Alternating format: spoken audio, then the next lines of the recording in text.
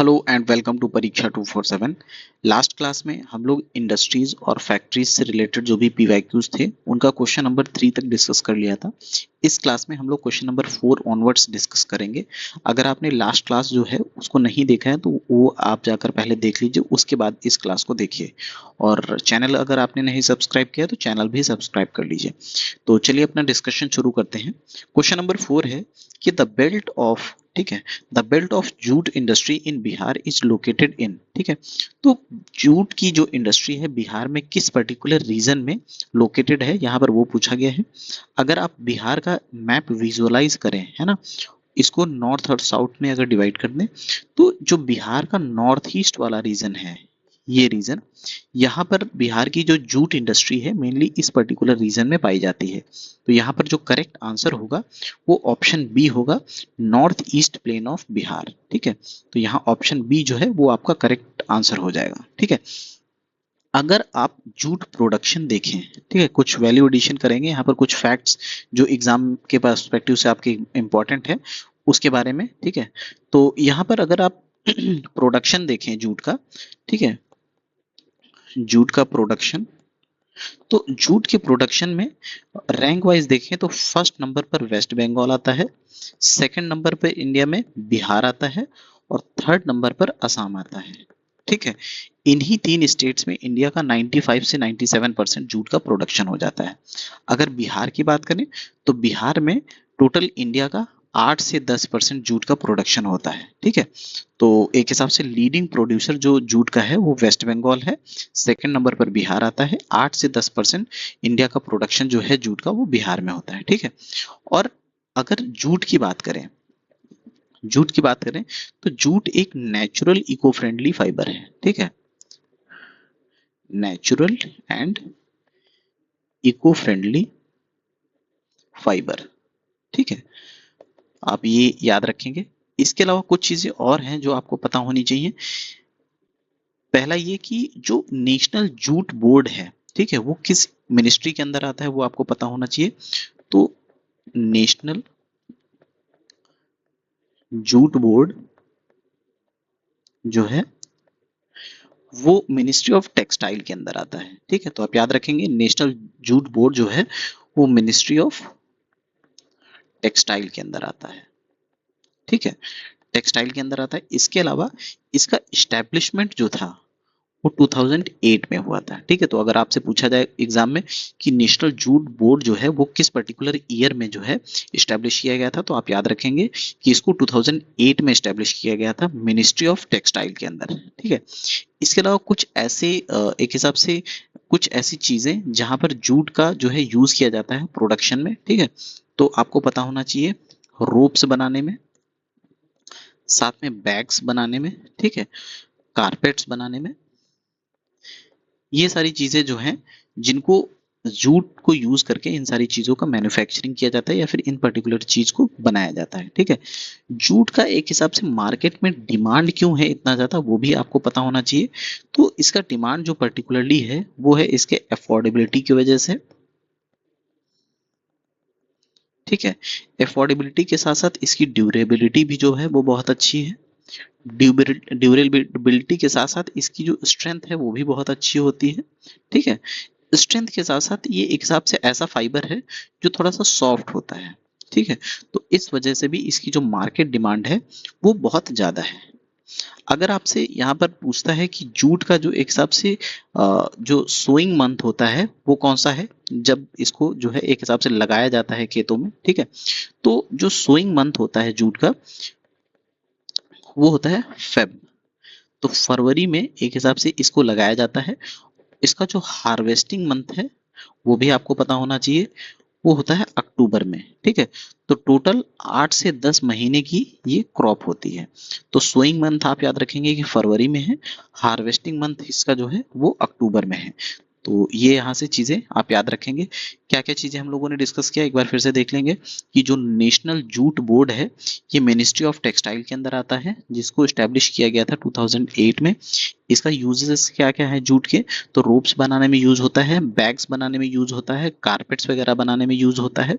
Demand इसकी क्यों ज्यादा है, क्योंकि इसकी अफोर्डेबिलिटी की वजह से, ड्यूरेबिलिटी की वजह से और स्ट्रेंथ की वजह से। ठीक है, सोइंग पीरियड क्या है, तो फरवरी है, और हार्वेस्टिंग इसका मंथ कौन सा है, तो अक्टूबर है। ठीक है, 8 से 10 महीने की इसकी क्रॉप रहती है, जो आपको याद रखना है। अगला क्वेश्चन हम लोग देखेंगे। अगला क्वेश्चन है कि most significant oil refinery of Bihar. ठीक है, तो बिहार की जो ऑयल रिफाइनरी है उसके बारे में पूछा है, जो हम लोगों ने लास्ट क्वेश्चन में डिस्कस किया था ऑलरेडी कि ये बरौनी में है। ठीक है, तो बिहार की जो ऑयल रिफाइनरी है ये बेगूसराय में, किस पर्टिकुलर डिस्ट्रिक्ट में है, बेगूसराय में। ठीक है, तो बेगूसराय में, बरौनी में है। इसको इंडियन ऑयल कॉरपोरेशन लिमिटेड के अंदर 1964 में स्टैब्लिश किया गया था विद हेल्प ऑफ रशिया। ठीक है, उस समय जो कि सोवियत यूनियन था। इंडिया में बात करें तो सबसे जो बड़ी ऑयल रिफाइनरी है वो है गुजरात में, जिसका नाम है जामनगर। ठीक है, जामनगर ऑयल रिफाइनरी जो है वो ना कि इंडिया की बल्कि वर्ल्ड की सबसे बड़ी लार्जेस्ट ऑयल रिफाइनरी है। ठीक है, यहाँ की जो कैपेसिटी है वो 1.24 मिलियन बैरल पर डे है। ठीक है, साथ में इसको एस्टेब्लिशमेंट ईयर आपको पता होना चाहिए कि 1999 में इसको एस्टेब्लिश किया गया था। ठीक है, यहाँ पर आप इसका करेक्ट आंसर देख सकते हैं कि most significant oil refinery of Bihar जो है वो बरौनी में है, जो कि बेगूसराय डिस्ट्रिक्ट में सिचुएटेड है। ठीक है, अगला क्वेश्चन देखेंगे। अगला क्वेश्चन कह रहा है कि which type of industries has potential and prospects in Bihar. ठीक है, तो बिहार में किन इंडस्ट्रीज का एक हिसाब से पोटेंशियल है उसके बारे में पूछा गया है।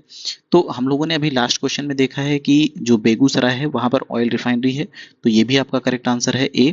ठीक है, फॉरेस्ट भी अच्छा खासा है बिहार में, तो फॉरेस्ट बेस्ड इंडस्ट्रीज भी बिहार में फ्लरिश होती हैं। सैंड माइनिंग वगैरह भी, गंगा हुई, ठीक है, सोन रिवर हुई, इन सारी रिवर्स में अच्छी खासी सैंड माइनिंग होती है बिहार में।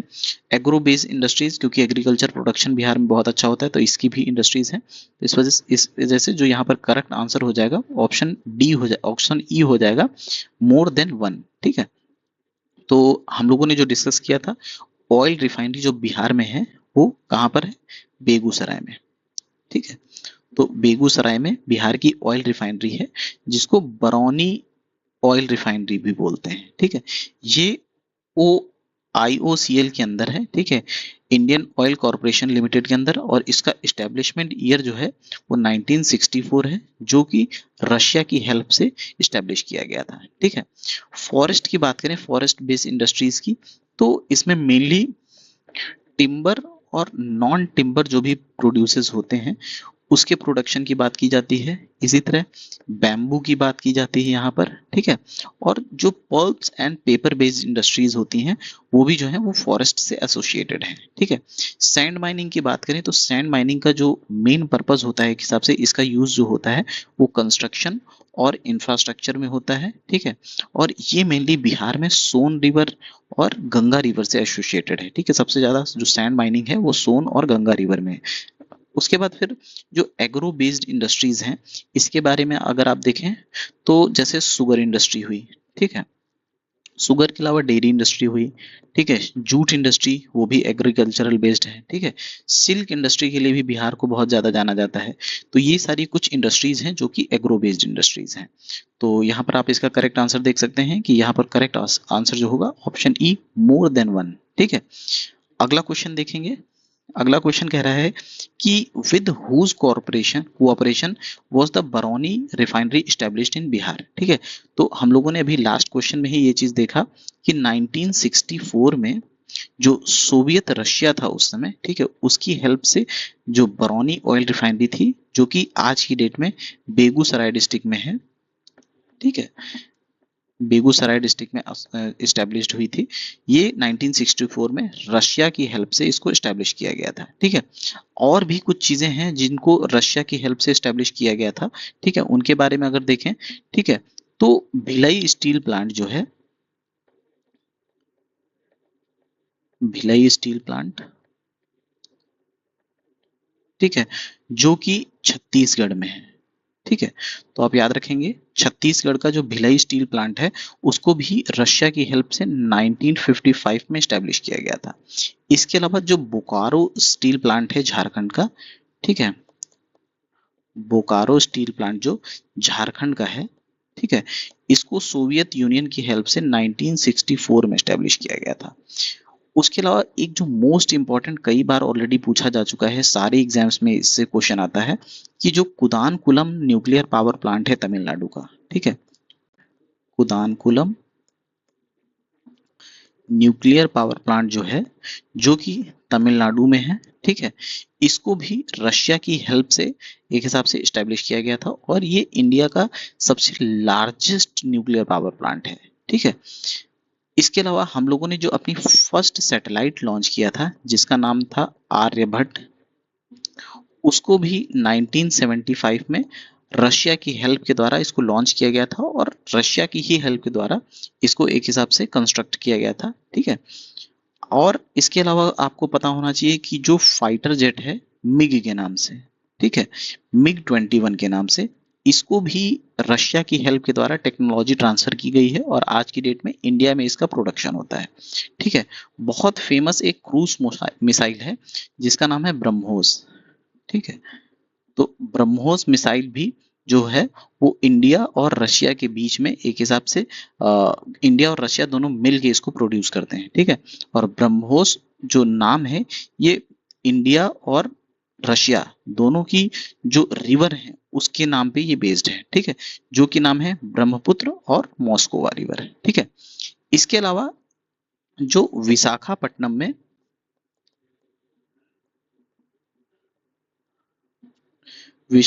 में जो सबमरीन बेस है, ठीक है, सबमरीन बेस है, वो भी एक हिसाब से जो रशिया है उसकी हेल्प के द्वारा इसको एस्टेब्लिश किया गया था, ठीक है।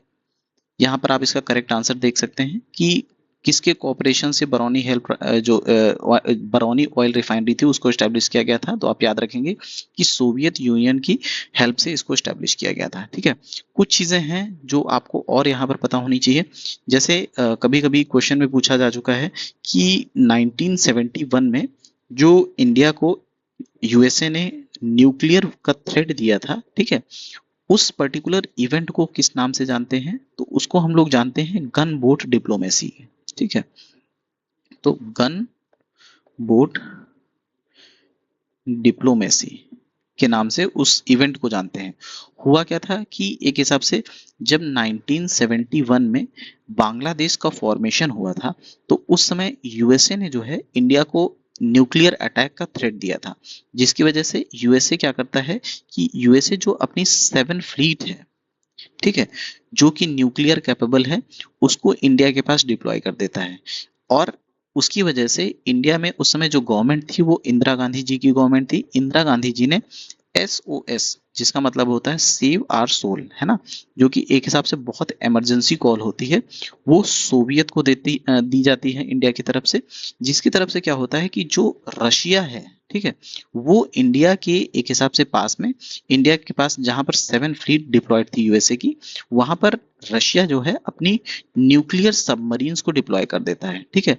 तो एक हिसाब से ये पहली बार था जब वर्ल्ड एक हिसाब से वर्ल्ड वॉर के एकदम करीब था, यूएसए और रशिया दोनों आमने सामने थे, ठीक है। तो इस पर्टिकुलर जो इवेंट था उसको गन बोट डिप्लोमेसी के नाम से जानते हैं। ये चीजें आप याद रखेंगे। नेक्स्ट क्वेश्चन हम लोग देखेंगे। अगला क्वेश्चन है कि which district of Bihar is known as silk city, ठीक है। तो बिहार के किस डिस्ट्रिक्ट को सिल्क सिटी के नाम से जानते हैं? तो यहाँ पर जो करेक्ट आंसर होगा वो होगा भागलपुर, ठीक है। तो भागलपुर को जो है बिहार का सिल्क सिटी जो है उसके नाम से जानते हैं, ठीक है। बिहार के अगर डिस्ट्रिक्ट की बात करें तो सबसे पहले नंबर पर आता है सिल्क प्रोडक्शन में भागलपुर, दूसरे नंबर पर आता है गया, तीसरे नंबर पर आता है नालंदा, ठीक है। तो ये 3 डिस्ट्रिक्ट्स आप याद रखेंगे कि भागलपुर, गया और नवादा ये टॉप प्रोड्यूसर डिस्ट्रिक्ट्स हैं सिल्क के, ठीक है। बिहार में डायरेक्टली इनडायरेक्टली लगभग 95,000 लोग जो हैं वो सिल्क प्रोडक्शन से या फिर सिल्क वेवर जो वाला जो एक हिसाब से ऑक्यूपेशन होता है उससे रिलेटेड है, ठीक है। और जो ये सिल्क का प्रोडक्शन होता है, ठीक है, सिल्क का एक हिसाब से एग्रीकल्चर या फिर सिल्क जो फार्मिंग है, इस पर्टिकुलर चीज को सीरीकल्चर बोलते हैं, ठीक है, सीरी कल्चर। तो ये भी एग्जाम में कई बार पूछा गया है कि सिल्क प्रोडक्शन को, सिल्क एग्रीकल्चर को क्या बोलते हैं, तो सेरीकल्चर बोलते हैं, ठीक है। जो भागलपुर डिस्ट्रिक्ट है, अगर आप इसकी लोकेशन देखें तो ये बिहार है, बिहार में जहां से गंगा एग्जिट करती है, ठीक है, ये पर्टिकुलर डिस्ट्रिक्ट जो है ये भागलपुर डिस्ट्रिक्ट है, ठीक है। इसके अलावा कुछ चीजें और हैं जो आपको पता होनी चाहिए कि जो सेंट्रल सिल्क बोर्ड है, ठीक है, सेंट्रल सिल्क बोर्ड, ठीक है, ये एक स्टैट्यूटरी बॉडी है और इसको 1948 में पार्लियामेंट के लॉ के द्वारा इसको एस्टैब्लिश किया गया था। ये भी मिनिस्ट्री ऑफ टेक्सटाइल के अंदर आती है, ठीक है। और सबसे इंपॉर्टेंट जो यहाँ पर एक चीज आपको याद रखना है कि जो सेंट्रल सिल्क बोर्ड है, इसका हेडक्वार्टर जो है वो बेंगलुरु में है, ठीक है, बेंगलुरु में है। तो आप याद रखेंगे, यहाँ पर एक फ्रेश जगह लिख लेते हैं कि हेडक्वार्टर जो है इसका सेंट्रल सिल्क बोर्ड का वो बेंगलुरु में है, ठीक है। इसके अलावा आप अगर एक हिसाब से ग्लोबली देखें, ठीक है, तो ग्लोबली जो है इंडिया की सेकंड रैंक आती है सिल्क प्रोडक्शन में, ठीक है। चाइना जो है वो फर्स्ट नंबर पर आता है, सेकंड नंबर पर इंडिया आता है, ठीक है। और ग्लोबली अगर देखें तो चाइना लगभग 75% सिल्क प्रोडक्शन करता है ग्लोबली, और इंडिया लगभग 25% ग्लोबली जो है सिल्क का प्रोडक्शन इंडिया करता है, ठीक है। तो लगभग इंडिया और चाइना मिलके ही दुनिया का सबसे मेजर जो सिल्क प्रोडक्शन होता है, यही दो कंट्रीज जो है मिलके करती हैं। इंडिया की बात करें, इंडिया में कौन कौन से स्टेट जो है मेजर प्रोडक्शन करते हैं, तो पहले नंबर पर जो है स्टेट वो आता है कर्नाटक, ठीक है। दूसरे नंबर पर आता है आंध्रा, ठीक है। तो कर्नाटक और आंध्रा जो है ये दोनों लीडिंग प्रोड्यूसर हैं सिल्क के, ठीक है। उसके अलावा कुछ चीजें और हैं जो आपको पता होनी चाहिए कि जो इंडिया है ये केवल ऐसा दुनिया में कंट्री है जो सिल्क की 5 वैरायटी होती है, पांचों वैरायटी का प्रोडक्शन इंडिया में होता है, ठीक है। और इंडिया ऐसा करने वाला दुनिया में केवल एकमात्र कंट्री है जहां पर 5 की पांचों वैरायटीज का प्रोडक्शन होता है, ठीक है। तो आपको पहली बात तो पांचों वैरायटी जो है सिल्क की उनका नाम पता होना चाहिए, ठीक है। तो फर्स्ट वैरायटी जो है उसका नाम है मालबेरी, ठीक है, मलबेरी, जो कि इंडिया की टोटल प्रोडक्शन का 70% होता है। मतलब सबसे ज्यादा जो प्रोडक्शन होता है सिल्क की वैरायटी का वो मलबेरी ही है, ठीक है। तो 70% प्रोडक्शन इंडिया का जो है वो मलबेरी होता है। सेकंड जो इसका वैरायटी है उसका नाम है एरी, ठीक है। थर्ड जो नाम है वो है सार। फोर्थ जो वैरायटी है उसका नाम है मूगा, ठीक है। और फिफ्थ जो वैरायटी है उसका नाम है ओक। ये पांचों ही वैरायटी का प्रोडक्शन इंडिया में होता है, ठीक है। और आप याद रखेंगे कि सबसे हाईएस्ट जो प्रोडक्शन है वो मलबेरी का होता है, ठीक। ये सारी सिल्क वैरायटीज हैं। आपसे क्वेश्चन पूछा जा सकता है कि ओक क्या है, सार क्या है, इरी क्या है, म्यूगा क्या है। तो ये सारी जो है वैरायटीज हैं सिल्क की, ठीक है। और आपने साथ में ये भी देखा कि 75% प्रोडक्शन दुनिया का चाइना में होता है, 25% प्रोडक्शन इंडिया में होता है, ठीक है। तो ये सारी चीजें आप याद रखेंगे। अभी इस क्लास में हम लोग यहीं तक डिस्कशन रखेंगे। अगर आपने चैनल को सब्सक्राइब नहीं किया तो चैनल को सब्सक्राइब करके टेलीग्राम ग्रुप को ज्वाइन कर लीजिए। Thank you so much.